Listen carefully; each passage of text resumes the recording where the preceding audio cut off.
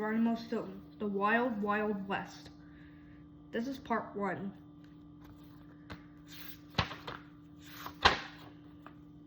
They say I'm a scaredy mouse. Do you know me? My name is Stilton, Geronimo Stilton. I am the editor of the most popular paper in New Mouse City. It's called the Rodents Gazette. Most mice would agree I'm a pretty brainy rodent, and I absolutely love to read. Only kind of like me. I know that for sure. After a hard day at the office, I like to relax in my cozy mouse hole. I slip into my fluffy cat fur slippers, and I settle down with a good book in front of the fireplace and make myself a nice cup of hot cheddar tea. Yum! And sometimes I put on some soft music. Of course, some rodents might say I am a little on the boring side, like my sister Thea and my cousin Trap. They make fun of me because I don't like to travel. They say I'm a scaredy mouse. You see, I'm not the adventurous type, but that is because I get seasick, heights make me dizzy, and I'm a worrywart. Now you are probably wondering what I am doing in this adventure. It takes place in the wild, wild west. Out west, you'll find sun-scorched deserts, raging bulls, and even poisonous snakes. Why would I, Geronimo Scaredy Mouse Stilton, travel to a place like that? Read this book and you'll understand. 4 mice in the Wild West. It was hot. It was dry. It was a bad, bad fur day. Even my tail was sweating. Oh, what I wouldn't give for a cold cheddar ice pop from my mega huge fridge. Too bad I couldn't get one. Do you want to know why? Because I was in the Arizona desert. Yes, mouse fans, I, Geronimo Stilton, was in the wild, wild west. Lucky for me, I wasn't alone. My sister Thea, my cousin Trap, and my little nephew Benjamin were with me. Together, we were crossing the scorching desert. Have you ever been to a desert? There's not much to see, just sand, rocks, and cacti. The sand burned my paws. I kept tripping over the rocks, and my tail was getting ripped to shreds on all those pointy cactus needles. Ouch! Worst of all, I was dying of thirst. I shook my canteen. It was empty. Just then, a dark shadow fell over me. I gulped. Something told me it wasn't Santa Mouse flying by on his way to its summer place. I looked up. Rancid rat hairs. It was a hungry pack of vultures waiting to lick our bones. This place was a total nightmare. Welcome to Cactus City. After a billion years, we finally reached a dusty set of railroad tracks. Cheesecake, we were saved. The tracks led us to a wooden sign.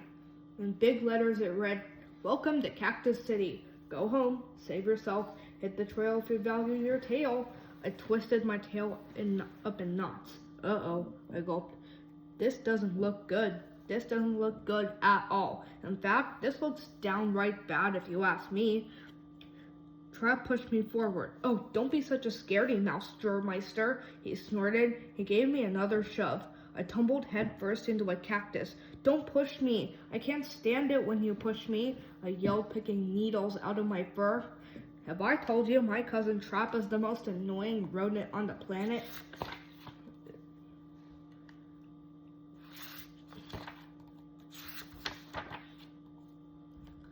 What's wrong with Cactus City? A wiry old mouse stood in front of the railroad station. He was dressed in a uniform. "Howdy, strangers. What brings you to Cactus City?" he called, waving us over. "The name's Choo Choo Cheddar. That's CC for short," he chattered. "I led Nepal down here at the station. Yep, been working here for some 20 years. I sell tickets, carry bags. Yep, you name it, I've done it. Sometimes I even..." Suddenly, CC stopped in mid-sentence. I noticed he was staring at us with an odd expression on his snout. "Well, golly," he cried, "you mouselings must have come from way far off yonder. Just look at your duds. Shucks, you're dressed just like city mice." CC offered us some stewed beans and a sip of water. "Sorry, I can't get you more to drink," he said in a low voice. "Water is hard to come by in these parts." He looked around nervously. Then he whispered, "Let me give you some advice, strangers. Get out of town now." How strange. What was wrong with Cactus City? It looked like a nice little town to me. I was still thinking about CC's words when a train rumbled into the station. A rat with long waxed whiskers got off it. It was Curly, the train conductor. Cactus City, last station before the desert, he yelled. No one got off the train. No one stopped in Cactus City. How strange. What was wrong with Cactus City? We decided to check out the town. First we passed the blacksmith's shop. A huge muscle mouse was hammering away on a piece of metal. He was making a horseshoe. A mouse carrying a doctor's bag scampered by. Clear the way, he squeaked. Nancy Nibler's about to have those triplets. A plump mouse stuck his head out of a building door. It was the banker. He looked around nervously, and he raced back inside. I wondered why he looked so worried. Just then I heard a familiar noise. It was a printing press.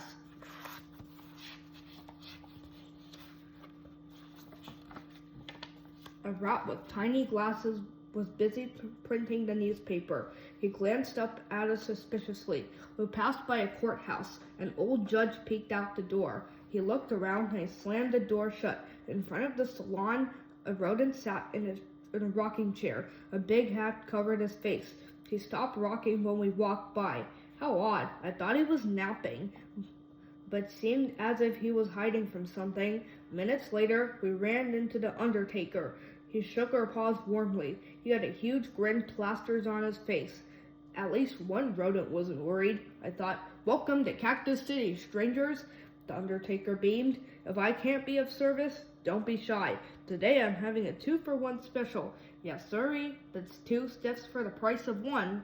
A buck-toothed rodent stood next to him. He held up a shovel. I guess he was a grave digger. Just tell me how deep and I'll dig it. I shivered, and I know something else that was strange about Cactus City. There was no sheriff. Do you know what a sheriff does? He keeps order in the town. He locks up bad rodents in his jail, sort of like the chief of police in New Mouse City. If my friends could see me now. We found a general store in the center of town. Inside, a short, stocky mouse greeted us. Howdy, strangers. Welcome to Blunt Rack Bob's, he squeaked. Bob's is the name. Stuff is my game. And strangers, do you look like you need some stuff? Those duds you're wearing look ridiculous. I stared down at my suit. I guess I did look out of place, but ridiculous? No way. Meanwhile, Bob had run off. He had returned a few minutes later with a pawful of clothes. I pulled on a pair of leather pants, boots with spurs, a checkered shirt, and a cow rat hat. Then I looked at myself in the mirror. I must admit, I looked pretty cool. I felt just like a real cow rat. If only my friends at the Rodents Gazette could see me now. My friends seemed just as excited. My family seemed just as excited. Benjamin jumped up and down. If only my friends at school could see me now, he exclaimed. Trap wiggled his tail. If only my friends down at the Squeak and Chew could see me now, he chuckled. Thea winked at her own reflection, and she tried to take a step. She tried to jump. She tried to run, but her dress was so long she couldn't move. Instead, she fell flat on her snout. Thank goodness my friends can't see me now, she snorted. She had Bob bring her a pair of pants, a shirt, and a pretty bandana. That's better, she nodded. Now all I need is a horse, and I'm ready for action. Bob pointed to 4 horses in front of his store. He piled other supplies on the counter. I counted 4 saddles, 4 blankets, 4 canteens, 4 bowls, 4 spoons, and far too many cans of baked beans. Did I mention I have a sensitive stomach? And that is it for part 1. I'll be doing part 2 later. And thank you. Like and subscribe to my channel.